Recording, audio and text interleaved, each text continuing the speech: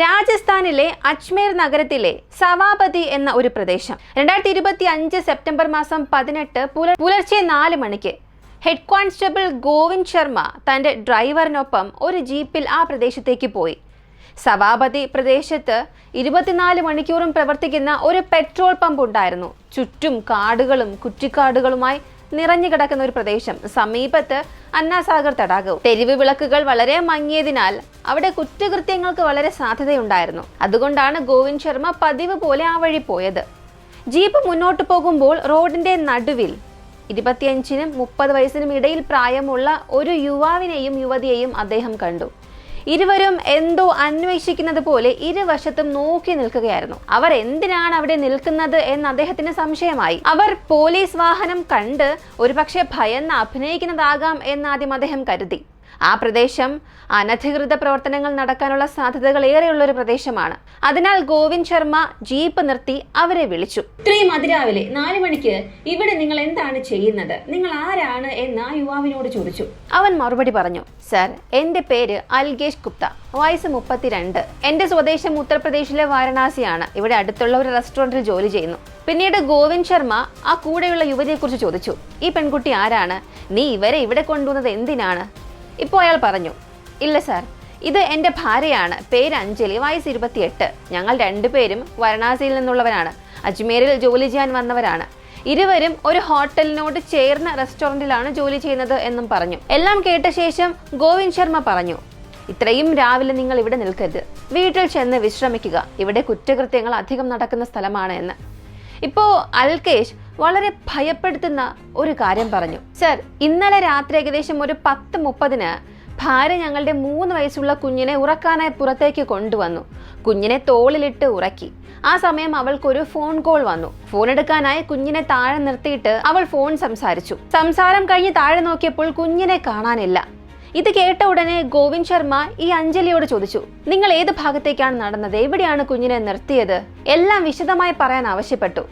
ഇപ്പോൾ അഞ്ജലി കരഞ്ഞുകൊണ്ട് പറഞ്ഞു, സർ, എനിക്ക് പോലീസ് കേസൊന്നും വേണ്ട. ഞാൻ എല്ലായിടത്തും അന്വേഷിച്ചു. കുറച്ചുകൂടെ അന്വേഷിച്ചാൽ തീർച്ചയായും കുഞ്ഞിനെ കണ്ടെത്താനാകും. അവൾ ഇവിടെ എവിടെയെങ്കിലും തന്നെ കാണും. പല ദിവസങ്ങളിലും അവൾ ഇങ്ങനെയാണ്, ഓടിത്തിരിഞ്ഞ് നടക്കും. തിരിച്ച് എൻ്റെ അടുത്തേക്ക് തന്നെ വരും. ഇത് കേട്ട ഗോവിന്ദ് ശർമ്മ അമ്പരന്ന് നിന്നു. ഒരു കുഞ്ഞ് രാത്രി 10:30 മുതൽ പുലർച്ചെ ഒരു 4 മണി വരെ 6 മണിക്കൂറിലധികമായി കാണാതായിരിക്കുകയാണ്. സാധാരണ ഒരു അമ്മ ഇത്തരത്തിൽ പോലീസിനെ കണ്ടാൽ പരാതി നൽകാനാണ് പതിവ്. പക്ഷേ ഇവർ പരാതി നൽകാൻ മടിക്കുകയാണ്. എങ്കിലും ഗോവിന്ദ് ശർമ്മ ഇത് അവഗണിച്ചില്ല. അദ്ദേഹം ഉടൻ തന്നെ ഓക്കി ടോക്കി എടുത്ത് പ്രധാനപ്പെട്ട പോലീസ് സ്റ്റേഷനിലേക്ക് വിവരം അറിയിച്ചു. സവാപതി പ്രദേശത്ത് ഒരു 3 വയസ്സുള്ള കുഞ്ഞ് കാണാതായിട്ടുണ്ട്. ഇന്ന നിറമുള്ള വസ്ത്രമാണ് ധരിച്ചിട്ടുള്ളത്. കുഞ്ഞിന്റെ പേര് കാവ്യ സിംഗ് എന്നാണ്. വിവരങ്ങളെല്ലാം കൈമാറി. ഉടൻ തന്നെ ഒരു പോലീസ് സംഘം സംഭവ സ്ഥലത്തെത്തി ഒരു പൂർണ്ണ പരിശോധന ആരംഭിച്ചു. ഇൻഫർമേഷൻ സെന്റർ സ്ഥാപിച്ചു. അമ്മ എത്ര എതിർത്താലും ഇതിനി പോലീസ് കേസ് തന്നെയാണ്. പോലീസ് സംഘം കാടുകളും കുറ്റിക്കാടും ഉൾപ്പെടെ എല്ലായിടത്തും തിരഞ്ഞു. പക്ഷെ ആ 3 വയസ്സുള്ള കുഞ്ഞിനെ കണ്ടെത്താനായില്ല. ഒരു വശത്ത് അമ്മയായ അഞ്ജലി പൊട്ടിക്കരഞ്ഞുകൊണ്ടിരിക്കുകയാണ്. ഇതെല്ലാം എന്റെ തെറ്റാണ്. ഒരു ഫോൺ എടുത്തത് കൊണ്ടാണ് ഇതൊക്കെ സംഭവിച്ചത്. എന്റെ കുഞ്ഞ് എവിടെ പോയെന്ന് എനിക്കറിയില്ല. ആരെങ്കിലും കുഞ്ഞിനെ എടുത്തുകൊണ്ട് പോയോ എന്നും അറിയില്ല. ഇങ്ങനെ അവൾ കരഞ്ഞുകൊണ്ട് പറയാൻ തുടങ്ങി. അതേസമയം മറുവശത്ത് അൽകേഷ് ഗുപ്ത അഞ്ജലിയെ ശാസിക്കുകയായിരുന്നു. നിനക്ക് കുഞ്ഞിനെ നോക്കാൻ പോലും കഴിയുന്നില്ലല്ലോ. എത്ര പെട്ടെന്നാണ് നീ എല്ലാം നശിപ്പിച്ചത്? ഇങ്ങനെ കടുത്ത ദേഷ്യത്തിലായിരുന്നു അയാൾ. ഇരുവരുടെയും പെരുമാറ്റം ആദ്യം മുതൽ തന്നെ പോലീസിന് സംശയകരമായിരുന്നു. ഒരു കുഞ്ഞ് കാണാതായാൽ സാധാരണ ബന്ധുക്കളും സുഹൃത്തുക്കളും അയൽവാസികളും എല്ലാവരും എത്തും. പക്ഷേ ഇവർ 6 മണിക്കൂറോളം ആരെയും അറിയിക്കാതെ ഒറ്റയ്ക്ക് തിരഞ്ഞുകൊണ്ടിരുന്നു.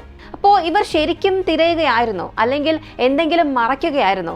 കുഞ്ഞിനെ ഇവർ എവിടെയെങ്കിലും ഉപേക്ഷിച്ചോ? ഇതൊക്കെയായിരുന്നു പോലീസിന്റെ മനസ്സിൽ വന്ന ചോദ്യം. അതേ ദിവസം തന്നെ സെപ്റ്റംബർ 18 രാവിലെ ഒരു 10 മണിക്ക് പോലീസിന് ഒരു വിവരം ലഭിച്ചു.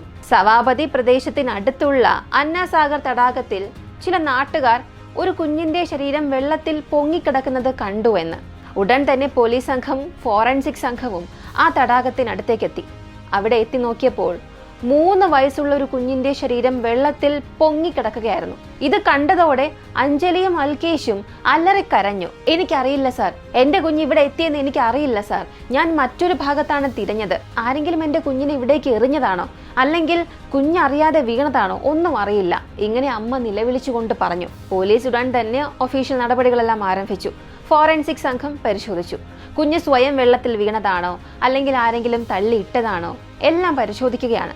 പക്ഷെ സംഭവ സ്ഥലത്ത് നിന്നും വ്യക്തമായ തെളിവുകളൊന്നും ലഭിച്ചില്ല.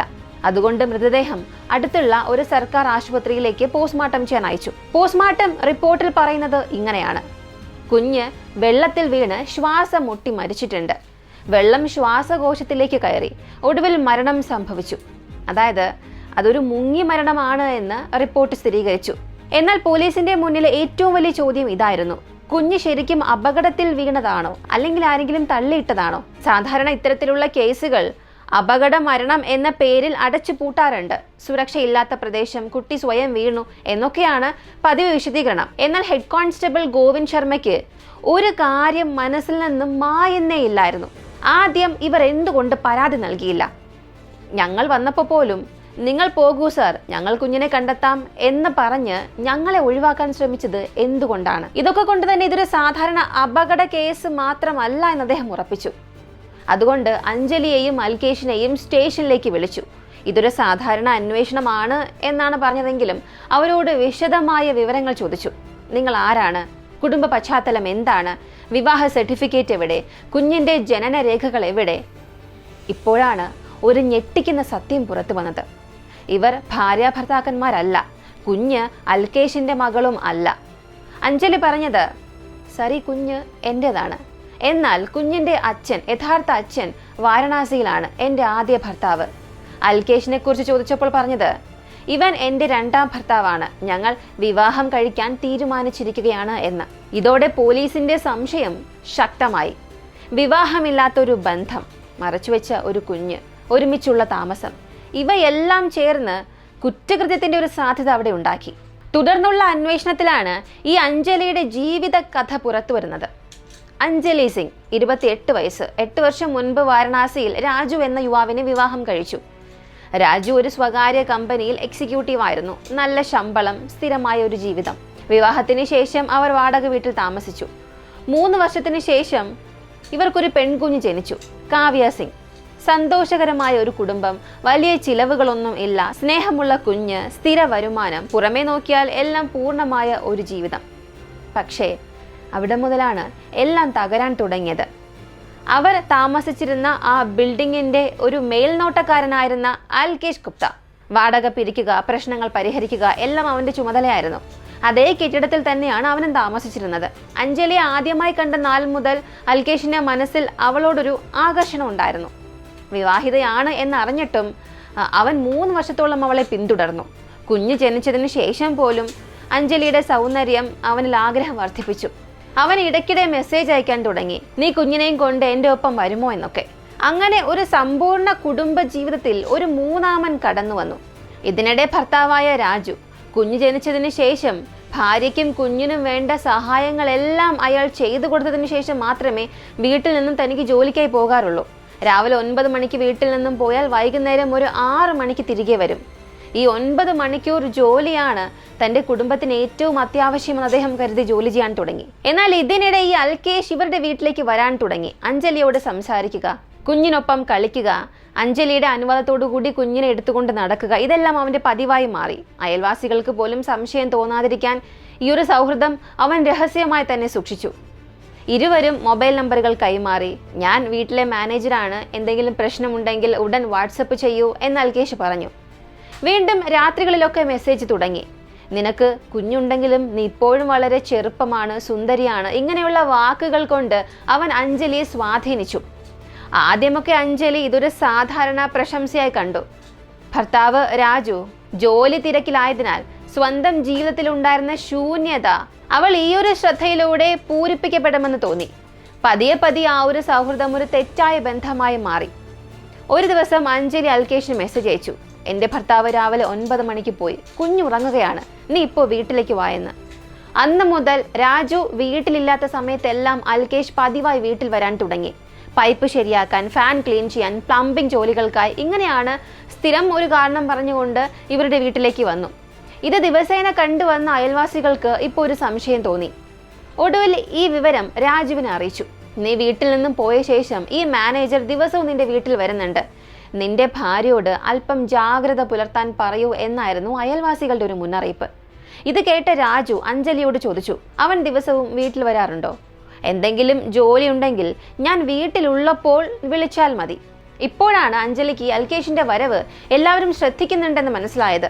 അതിനുശേഷം അവൾ തന്റെ വീട്ടിലേക്ക് അൽകേഷിനെ വിളിക്കുന്നത് ഒഴിവാക്കി. പകരം അൽകേഷിന്റെ മുറിയിലേക്കാണ് അവൾ പോകാൻ തുടങ്ങിയത്. ആ മുറി ഗ്രൗണ്ട് ഫ്ലോറിലെ സുരക്ഷാ മേഖലയിലായതിനാൽ ആരും ശ്രദ്ധിക്കാറില്ല. പതിയെ പതിയെ ഇതൊരു അടിമത്തമായി തന്നെ മാറി. രഹസ്യമായ സന്തോഷം, ദിവസേനയുള്ള കൂടിക്കാഴ്ച. ഒരു ദിവസം രാജുവിന് എല്ലാം മനസ്സിലായി. അഞ്ജലിയുടെ മൊബൈൽ പരിശോധിച്ചപ്പോൾ രാത്രി ഒട്ടാകെ നടത്തിയ ചാറ്റുകൾ, അൽകേഷിന്റെ മുറിയിൽ പോയ തെളിവുകൾ, വീഡിയോസ്, ഫോട്ടോസ് എല്ലാം വ്യക്തമായിരുന്നു. ഒരു ഭർത്താവായ രാജു അന്നേരം അനുഭവിച്ച ആ ഒരു വേദന വാക്കുകൾ കൊണ്ട് വിവരിക്കാൻ കഴിയുമായിരുന്നില്ല. അപ്പോഴും അയാൾ ഒരു കാര്യം മാത്രമാണ് ചിന്തിച്ചത്, തങ്ങളുടെ മകൾ, അവളുടെ ഭാവി തകരരുത്. അവൻ അഞ്ജലിയെ വിളിച്ച് എല്ലാ കാര്യവും ചോദിച്ചു. ഇതുവരെയും സംഭവിച്ചത് എന്തായാലും ശരി, അത് പോട്ടെ, ഇനി ആവർത്തിക്കാതിരുന്നാൽ മതി.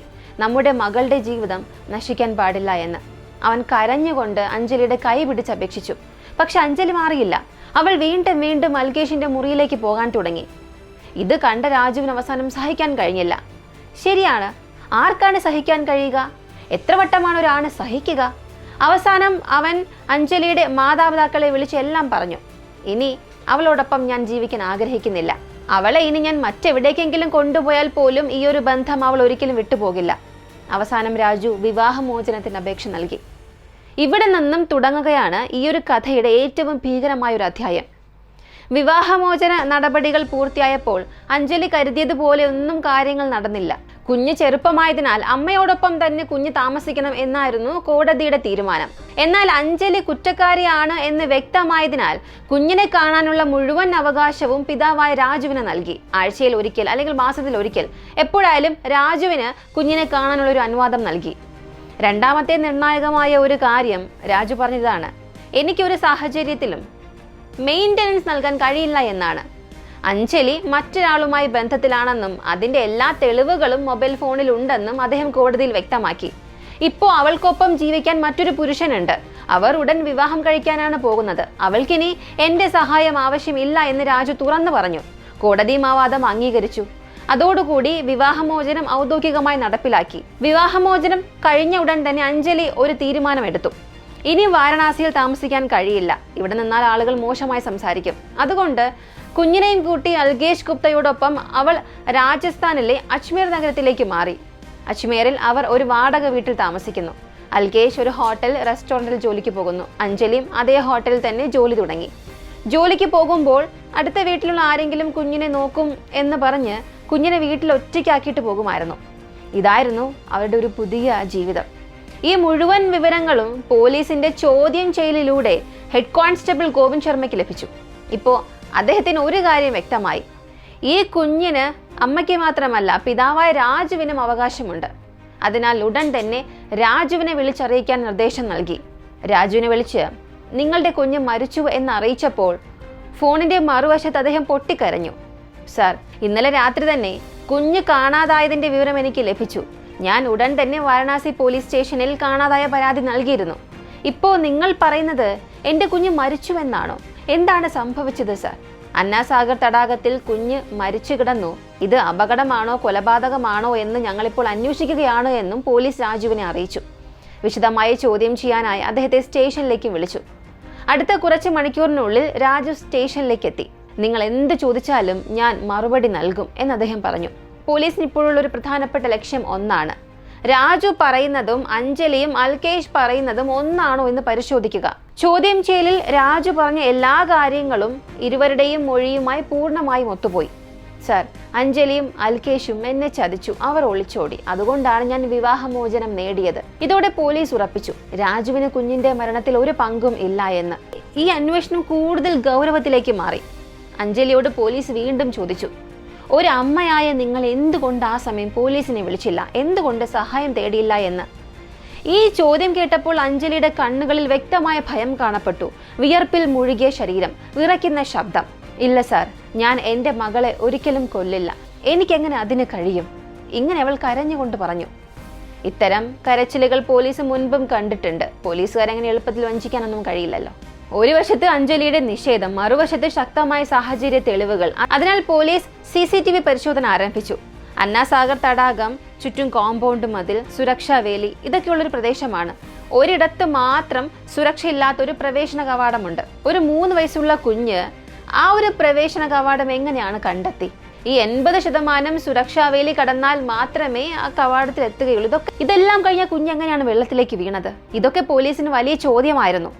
CCTV ദൃശ്യങ്ങൾ പരിശോധിച്ചപ്പോൾ പോലീസിന് ഭീകരമായൊരു സത്യം മനസ്സിലായി. ഇതൊരു അപകടമല്ല, കൊലപാതകമാണെന്ന്. CCTVയിൽ വ്യക്തമായിരുന്നു. അഞ്ജലി കുഞ്ഞിനെ എടുത്ത് രാത്രി ഒരു 10:32 നടക്കാൻ പോകുന്നു. കുറച്ചു ദൂരം നടന്ന് ഒരേ വഴിയിലൂടെ തന്നെ തിരികെ വന്നു. കുഞ്ഞപ്പോൾ ഇല്ല. ഇവിടെ നിന്നാണ് ഈ കേസിന്റെ ഏറ്റവും ഭീകരമായ സത്യം പുറത്തു വരാൻ തുടങ്ങിയത്. CCTV ദൃശ്യങ്ങൾ പരിശോധിക്കുമ്പോൾ ഒരു കാര്യം വ്യക്തമായി. അഞ്ജലി കുഞ്ഞിനെ തന്റെ നെഞ്ചോട് ചേർത്തെടുത്തുകൊണ്ട് നടക്കുന്നു. ഏകദേശം ഒരു 15 മിനിറ്റ് അവൾ അങ്ങനെ നടക്കുന്നു.